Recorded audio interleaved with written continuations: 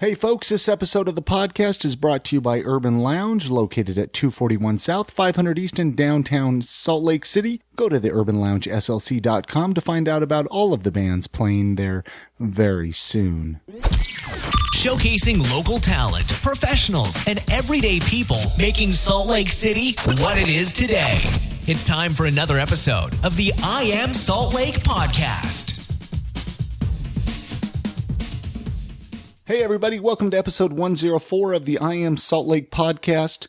My name's Chris Hollifield. Welcome to my show, everybody. Welcome to the podcast where I showcase Salt Lake City, help you guys get to know people along the way, people that are doing really cool things here in Salt Lake City. Really quickly, the website, iamsaltlake.com, is going to be your best bet. You can find out all the contact information. You can listen to all the previous episodes right there. Got links for iTunes, Stitcher Radio, Mediocre Radio Network. So when you get a chance, go to iamsaltlake.com. Find out more information about this podcast. Get involved. I've got a lot of really great things that are going to be happening in the very near future here with I Am Salt Lake. So thank you so much for joining me. Thank you to everybody that's been spreading the word on social media sites about this podcast. Very much appreciated. This episode, I had the opportunity to sit down with Michael Cundick. He is the founder of AFLA, Artists for Local Agriculture. They're doing some really cool things here in Salt Lake City with their community gardens and the art and the music scene. And this is a conversation that I had with him. He came over to my apartment here in downtown Salt Lake City. We chatted. I got to know him a little bit better. So why don't you join me now as I talk to Michael Cundick from Artists for Local Agriculture. You're the founder of AFLA right here in Salt Lake. Is that kind of the story, or how does that share that story? Let's start right there, kind of how AFLA started and your idea behind that. Well, for most of my life, I never pictured myself as an activist in the slightest because there's so many issues out there, and I wanted to be a musician. That's all I've focused on for years and years. And my main band, Loom, where recently we've been on basically a hiatus due to a variety of reasons, but we used to tour like crazy. And there was just a moment finally on the last tour we went on where I was on food stamps still and kind of struggling. We'd be eating these terrible 7-Eleven gas station sandwiches with 5 million ingredients and processed foods, and it just really gross stuff. You know, there's more to talk about why that's bad for you. But I was also reading a book by the guy who made Food Inc. His name's Michael Cundick. And if there's a book I'd recommend, it's The Omnivore's Dilemma. He follows you down a few different paths of what it's like to grow food and eat food in our country in particular. And near the end of it, you get the picture of a whole different way of doing things. It's not going back in the day to like old school organic gardening. He's talking new ways of doing things, but it still rotates the land. It keeps improving it over time, and the food is just so incredible that he has people driving in for it fresh every day, even from 100 to 200 miles away. His name's Joel Salatin. If I didn't mention that, he has Polyface Farms. I'd really recommend checking them out on Facebook. And that just by finishing the book and having that contrast of just some of the grossest food ever, it immediately became a black and white issue for me, and I couldn't really turn back, especially after I came up with such a catchy name like Artists for Local Agriculture. It's a great name. Great name. It rings very quickly about what it is. You just have to, I think it grabs people too. You know, you're not exactly sure fully what we do, and you know, honestly, we're still developing too. We're only 2 years old, but the name itself seems to get a lot of interest very quickly because it's trying to reach a unique crowd that may not have looked at growing food as like more than just a gardening hobby. So the idea, I mean, what is it exactly that you do as you work with artists, musicians, here in Salt Lake? You have a community garden or yeah, what? There's a couple different ideas behind this. Essentially, we want to empower artists and musicians to recognize what important role models they really are for the people that listen to them and support them. And I think that these, especially the local farmers that are already doing the right things and working really hard for hardly anything, they don't really have the outside social networks that all the artists and musicians do around here. Any business will tell you word of mouth is the best form of advertising. Absolutely. And who talks more than artists and musicians, right? As long as you're attached to something that is really helping and is really like cool in that sense. So you spread the word like at a concert or, a local show. Definitely. We have art show. Artists more so than musicians. Well, it's more so musicians have helped with a lot of the entertainment stuff. When we go through, we recently did a benefit for a place called Kenyan Organics and Delectation of Tomatoes. There are a couple of farmers that we wanted to help with our Pay It Forward program. We do that quarterly.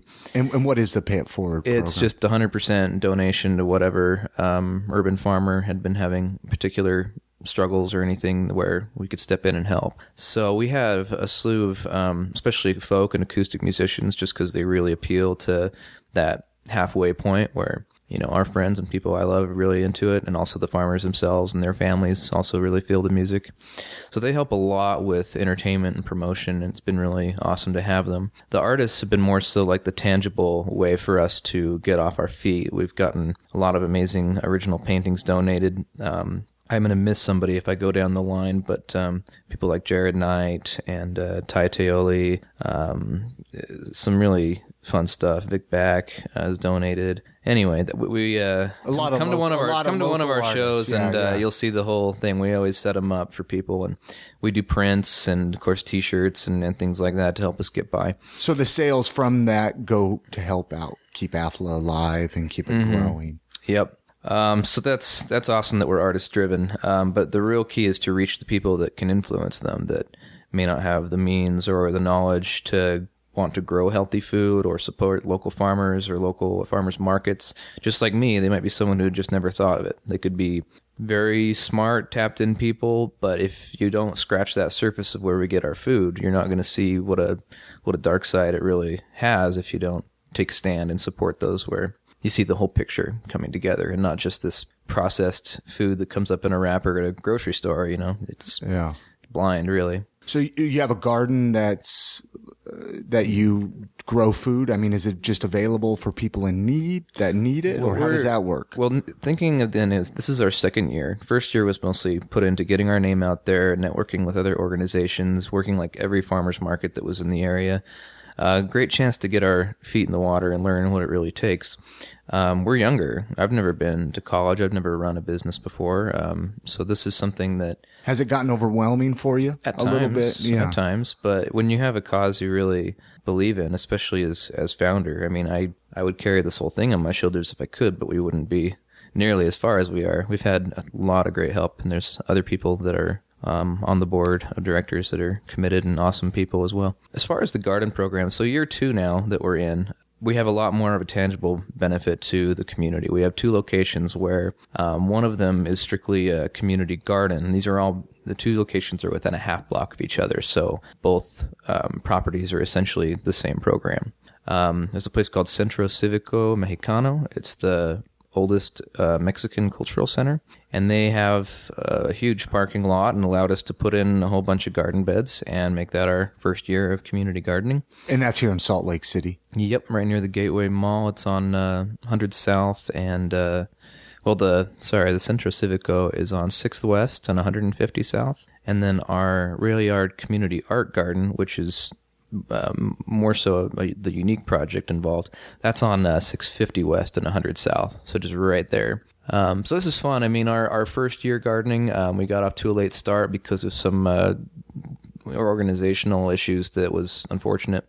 So the plants didn't do that well, but we learned a whole lot about how to do it, and we've gotten some excellent local farmer input to have it ready for next year and be really blossoming. We were just kind of getting our feet in the water with that now too. And what do you hope to do with the food? Just give it, like I mentioned, give it to people in need, people that need it? It depends on how many people want to be involved, but we're going to run it like essentially a regular community garden program where you would reserve a plot and pay a small fee for the water and just enough to kind of keep it going. It's usually very little. I forget what we're setting it at, but I think it's around 30, if not a teeny bit more, a teeny bit less.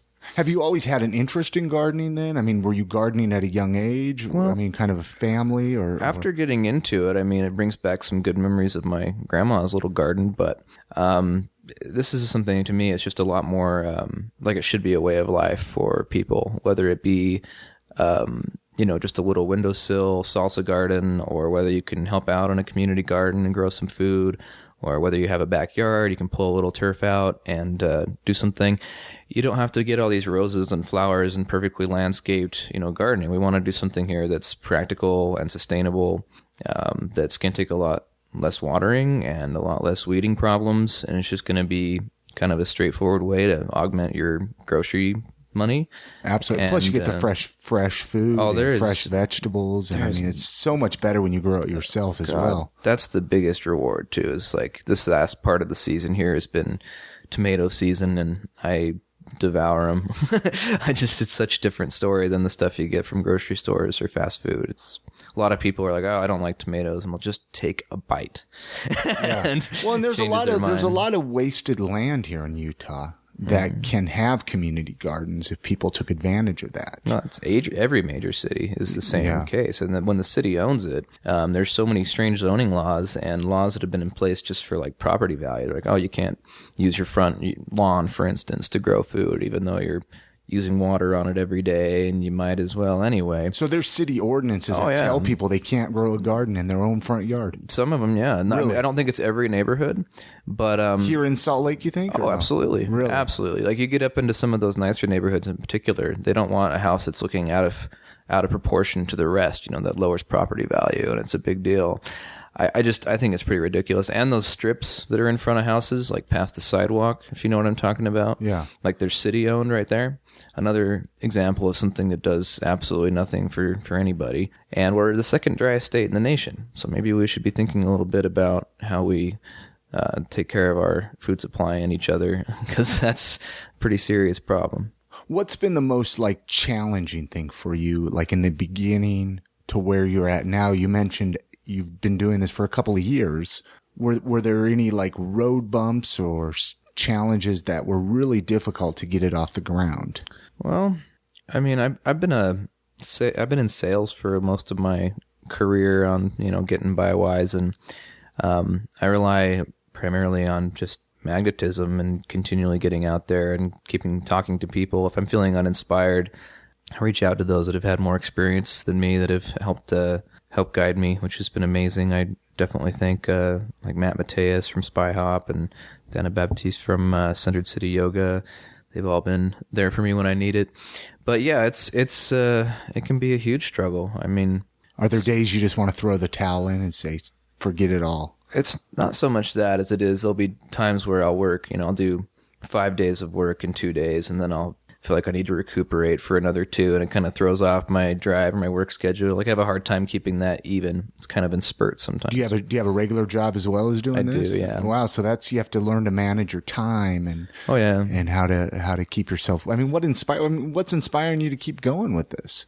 Well, I just think that if you look around enough and recognize, I don't know, I look at society and it just seems to me like it's crumbling at the seams a little bit. It doesn't seem sustainable in the definition of it. This is not a workable way of living. So for me, that's not really an option. I found something that is a niche that seems to be affecting more people than myself, with the ideas that I feel are potentially the most important cause you can be a part of, because there's amazing things that people are doing for all kinds of things. But the biggest problems I see is just social connection and self-sufficiency. And I like to compare it to like the way smaller cultures or smaller tribes would do it, where everybody in the community would know everyone else. And if someone were struggling or having any kind of antisocial behavior, they'd take them through the works, spirit walks and meet the godmother, and I mean whatever it is to try and get them on track and be there and show them they care.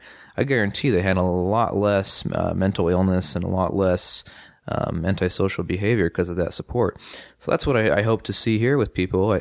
We keep seeing a lot of the same volunteers and a lot of the same friends that are helping, and we all get together, and it feels good to get work done, throw on some loud music, and do it AFLA style, and you get to know everybody better, and you feel like you're a part of something bigger than yourself. So, what was the public response like in the beginning? I mean, you mentioned volunteers. Was it tough getting people to volunteer?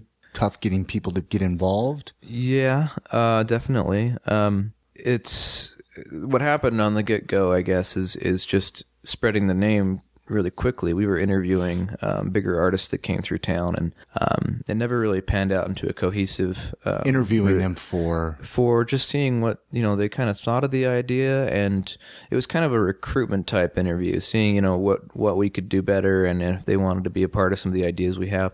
But I mean, we've got Graham Russell from Air Supply has been a huge supporter, and wow. I got to interview Tim Casher from Cursive, which was a huge thing for me. I really was happy about that. But yeah, a lot of cool bands did it, and so the basically we had so much press without getting off. It was more like, well, what's next? Like, what's actually, what are you doing? What's going to happen next? And so that was the first thing to really overcome, is to keep whittling down our business plan, because I mean, you end up starting and you have like a page-long mission statement, and nobody knows what exactly you're saying.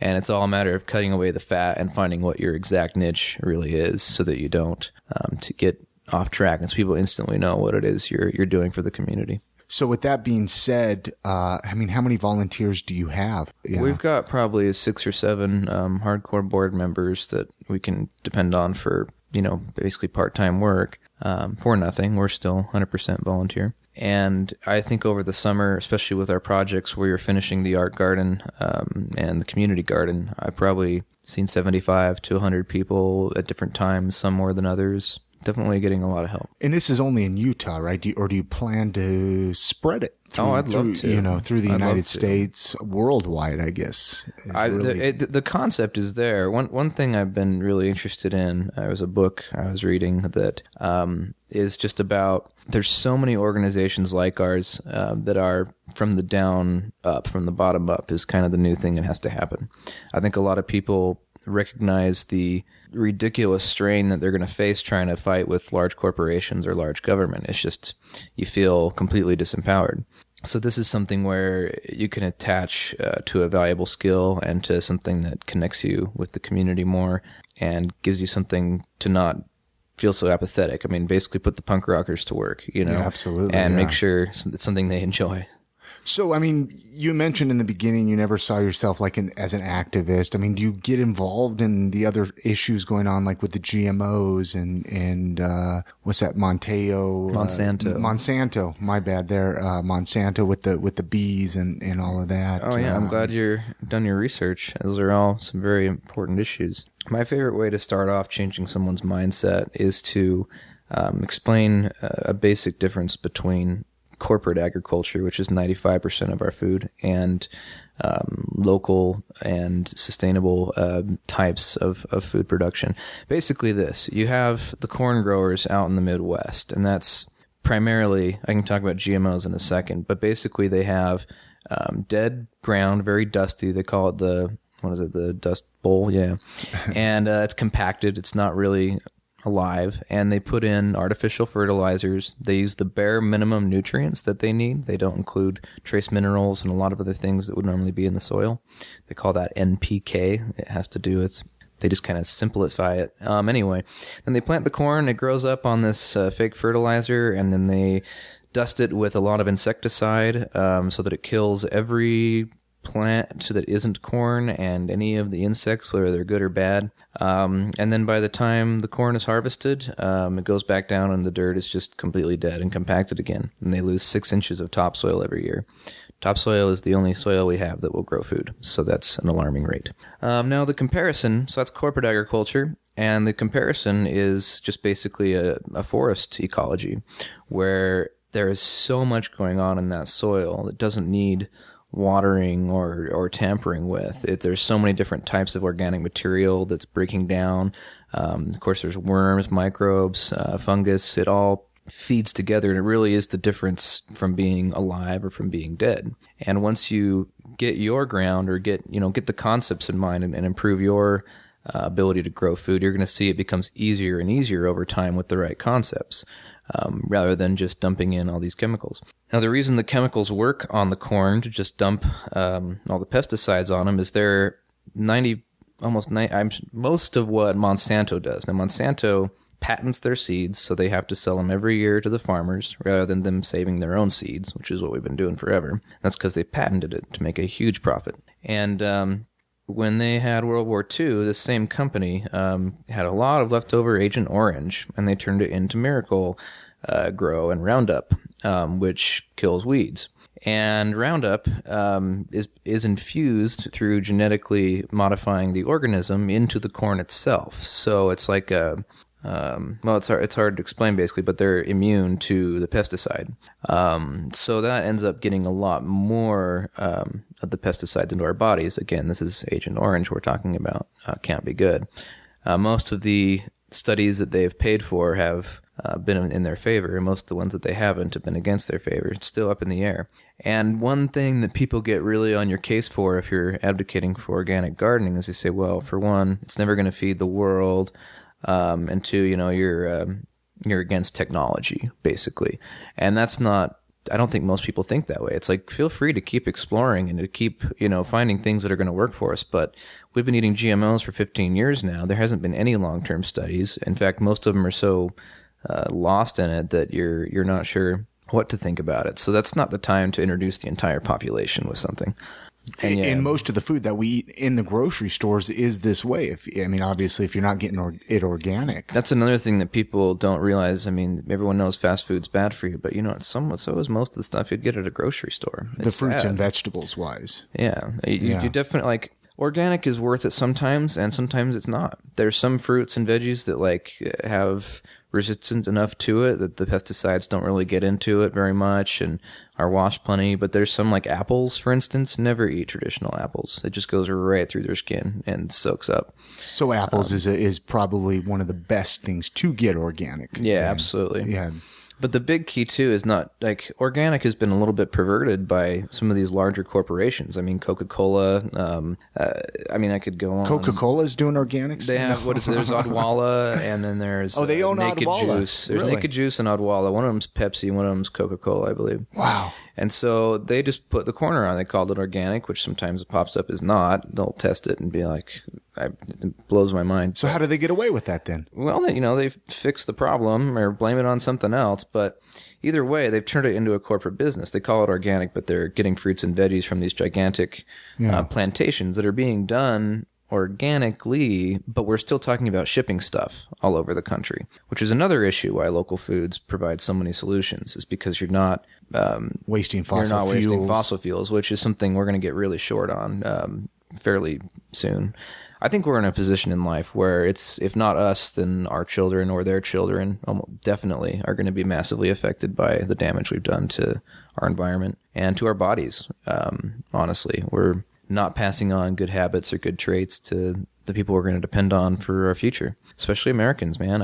Let's face it. We've been sitting on top of a mountain of gold for a really long time, and it's really comfortable to just kind of go with the flow and push the buttons that are put in front of you. And sometimes it's worth it to educate yourself a bit and decide if that's really how you want to portray yourself or how you really want to be. And so the GMOs and whatnot, would you say most fruits and vegetables are GMO? No, the primary crops that are GMO are corn, soy, and alfalfa. Okay. So alfalfa just feeds a lot of our livestock. Uh-huh. Corn is, of course, lots of our livestock, as well as they fit it into everything from our fuel, ethanol, to xanthan gum. The strangest little ingredients you'd find in there. They sneak it in like crazy. Same with soy. They've got all these different derivatives, if that's the wrong word, but all these different processes they put it through and call it different things. It's amazing how well they hide all this stuff.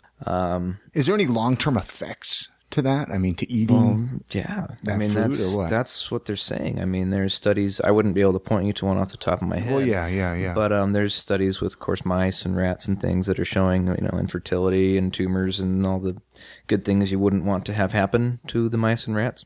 There's also some interesting studies too. I don't know how much. I could go on about.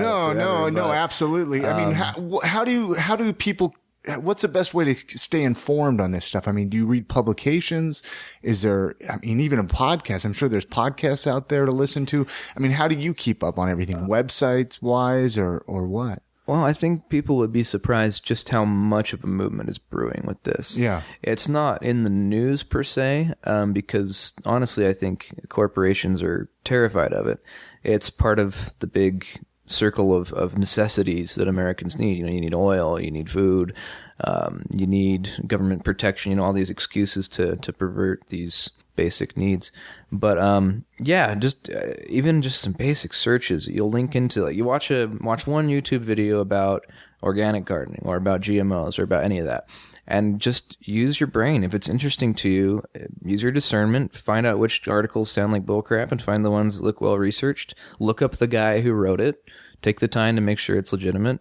If something says that, but how do you know if it's legitimate? You know what I mean? Like I'm reading something, I'm reading an article, and it's like, how do I really figure out if this guy is full of garbage or not?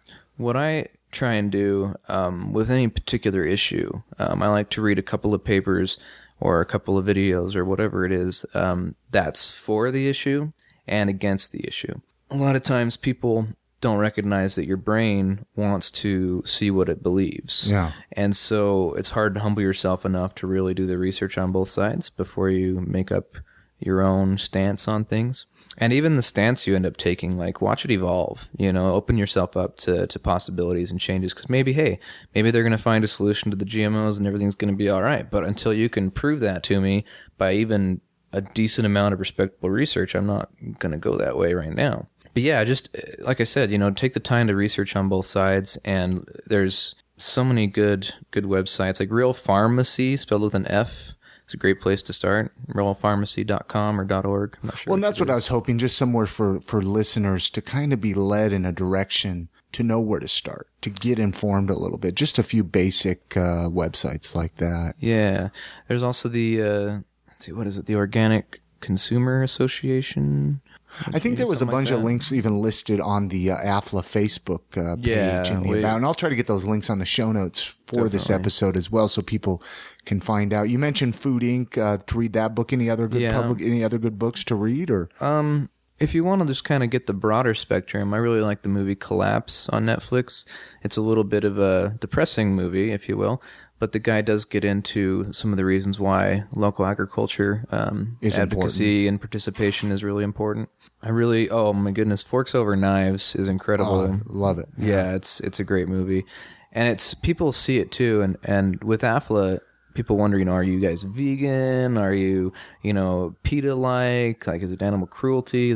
It's really just all the things that would make you question your own morality as a human being, and to find your own compass in a way that is hopefully directed to something good. Because we're not just vegan. There's some people that eat meat. But you know what? Grass-fed beef and locally raised beef is a heck of a lot better for you than the stuff you're getting from Burger King. Or a 7-Eleven hot dog or something like exactly. that.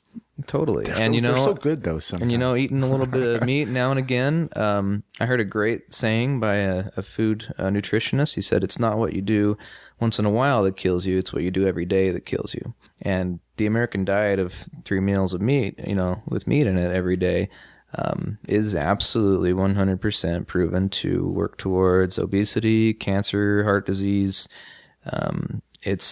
Cigarettes still kill more people, but second is all related to diet.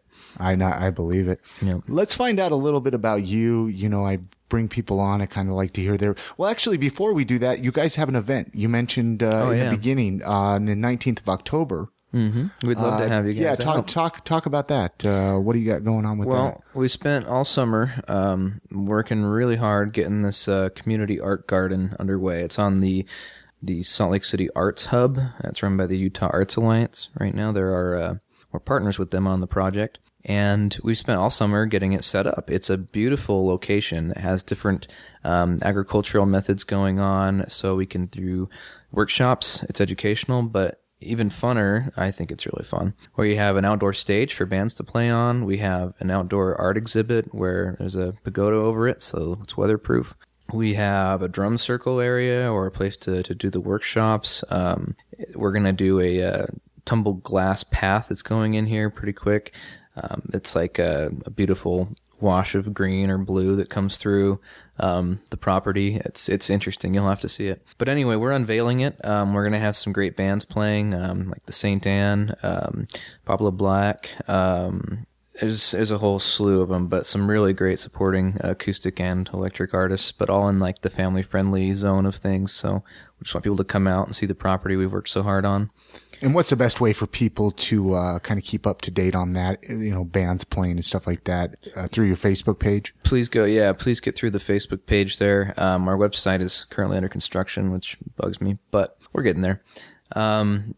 The event's fun. We've been doing Saturdays every week. We've been doing art and music and dance lesson for free for kids that come from the farmers market that want to do it through a grant that a local art teacher, Roger Whiting, got set up for us. A lot of fun doing that as well. So it's already proving to be a great location for community, and I think once it's finished, you got to see the murals too. Shea Peterson is the man. Daniel Overstreet is the man. They just did some beautiful pieces up there. And I think it's going to be breathtaking, and it's already 75% there. So excited to have people out. I'm excited. I'm excited to come check it out. It seems like it'll be a really cool time. I'm glad you brought that up. Especially as we get into the winter months, it seems like a lot of the activities start to die down a little bit in the city. So it's nice to see stuff going on still. Well, that's one nice thing about doing AFLA is it's kind of like the opposite of school. Instead of summer vacation, you get winter vacation. Yeah. Because there's not as much going on with the agricultural world here in Utah when everything's under 6 feet of snow.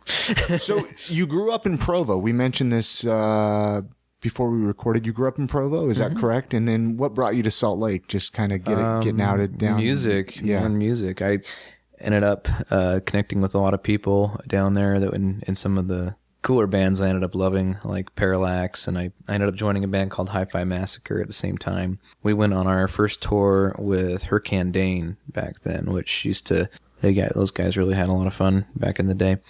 And they were still together. What do you play? What instrument do you play? I play guitar and sing, but I also play piano and drums and bass, and I'm just all about it. I've always loved music and been real good at it. I have a project called Jesus or Genome you can check out on Facebook too. It's acoustic stuff. I've been playing a lot of that just because of the different activist benefits and things. And then my band Worst Friends, that is with Jeremy Bischoff, who's the owner of Exigent Records, original drummer of Loom, and Elliot Sechrist, who actually we had mentioned. He plays bass with us. He also plays in God's Revolver and Parallax, like we I'd mentioned also ahead of time. I guess you were friends with him, Blake Donner, yeah? Yeah, Blake Donner was a really good friend of mine, back in the day. We did a lot of stuff in Provo back before they were very accepting of different ideas down there. Oh, yeah, it's fun it's growing a lot. It's growing a lot. I mean, there's been a lot of change in Utah County I've seen over the last,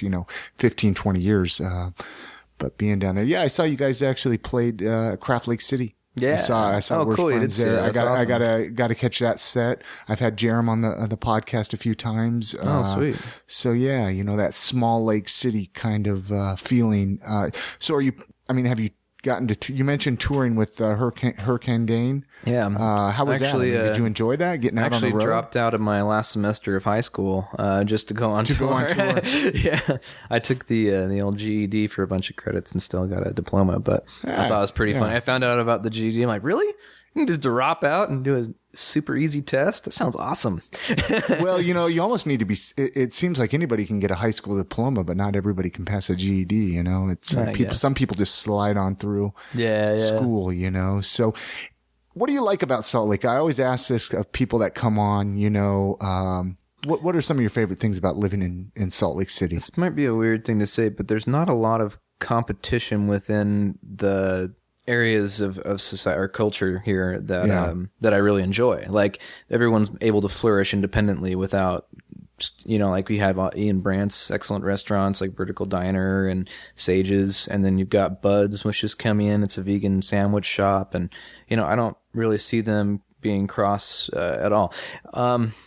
That's a weird way to say it, but there's just less venues. There's less restaurants, less chain restaurants. You don't drown here like in major cities. You get a chance to there's always room to stretch out, and there's always awesome things to do that you haven't done before. But there's also this really comforting feeling about if you're doing what you love and meeting people that you love, it's going to be a rewarding thing. It's a tight-knit family. And that kind of leads me to what another question I ask people is favorite local eating spots. You obviously mentioned like Bud's and Vertical Diner and Sage's. I mean, are those places that you love and recommend? Just because I get a lot of listeners that, I like to recommend new spots to them, places to eat out of the normal. Bud's is blowing my mind lately. And I haven't had a chance to eat there yet. Oh my and they're goodness. right down the road here from me, I can't even tell you, dude. If I didn't know it was vegan, I wouldn't have thought it. It's so delicious. And it's cheap, too, for what it is. Yeah, favorite restaurant in Salt Lake right now, for sure. Is Bud's. Mm-hmm. Do you ever hit up Frisch? You ever eaten there yet? Yeah, I have. They've actually donated to a couple of our events, too, for like appetizers and whatnot. Really? Yeah, those are great. Those guys are great. Good friends of mine, so I always curious, a person like yourself, if you had a chance to eat there at all. No, they've been super good to us, and they are delicious. It's just been a minute, so I kind of skipped my mind. No, it's always hard to remember everything. Is there anything you would like to see different about Salt Lake City? Or is that kind of one of those questions, it's hard because a lot, things you would like to see different, but at the same time, if you change too much, the city wouldn't be what it is. Yeah. I don't want to sound ignorant in an area of expertise that I don't have. But it still seems like there's just such a strong, Republican, close-minded presence within the, which is true. Spectrum. Very true. Very true. And it makes, at least for me, it makes it seem like I'm not going to be able to do much by just calling the governor's office or by picketing occasionally. Like, Salt Lake's way too mellow. Like, think about every protest we've ever had. It's like all planned out. The cops are nice. People are smiling. There's a sign or two and a kid, and everyone goes home and nothing happens, I'm not saying that we should get, violent or too aggressive. It's just there doesn't seem like anyone has much of an option to change politics here. And so I just avoid the whole mess. I figure, live the way you want to live, lead by how you want to live, and watch the connections happen. But don't you see that changing, though? Don't you see, there's a lot more. I think even in the next couple of years, you might see a little bit more rambunctious protests and more, people kind of that's just following the way of the world, though. I mean, my goodness, we've got so many tensions and so many pressures going on in every walk of life, all the way from Obama to the homeless. There's a lot of pressure on everybody right now. And I think it's been a long time coming for America as well. We've got to learn to buck up and be responsible about the way we live and the way we treat the rest of the world. So how can people get involved with AFLA? Listening. What's the best way to do that? Well, our main email right now is just aflarevolution@gmail.com. That's our website too. When it does go up, is aflarevolution.org. You can find that same info on our Facebook page. It is the most up-to-date and informative thing we have up right now. All right. We love volunteers. We're going to be taking them for sure all the way until the 19th, every Saturday from 5 p.m. to 9 p.m. And there's going to be a lot to do during the winter too and other things. We're always interested in people that want to, if they're passionate about it, the way will be clear. And we are all 100% volunteers, so might as well get in on the ground level. Get involved in the community and you feel good at the same time. It does.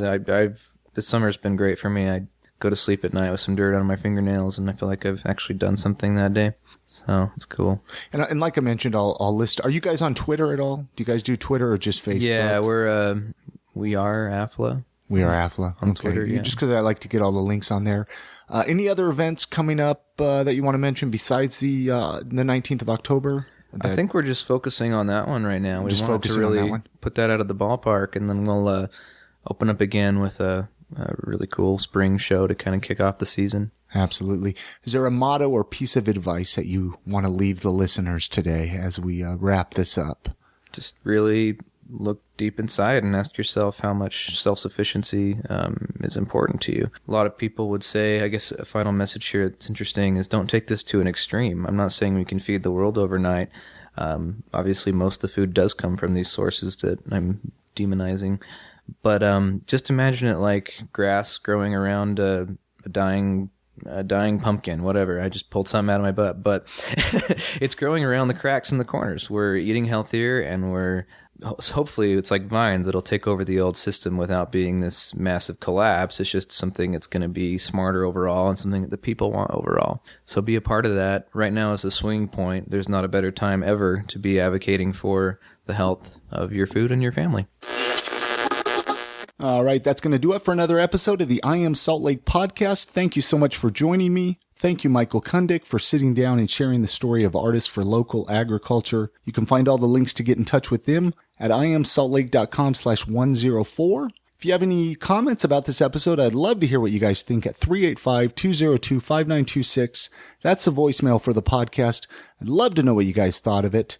Also, give me a call if you have any other comments or suggestions. That voicemail line is always open. Really quickly, a few ways you can help out with the podcast. You can head on over to iTunes. The link is on the website.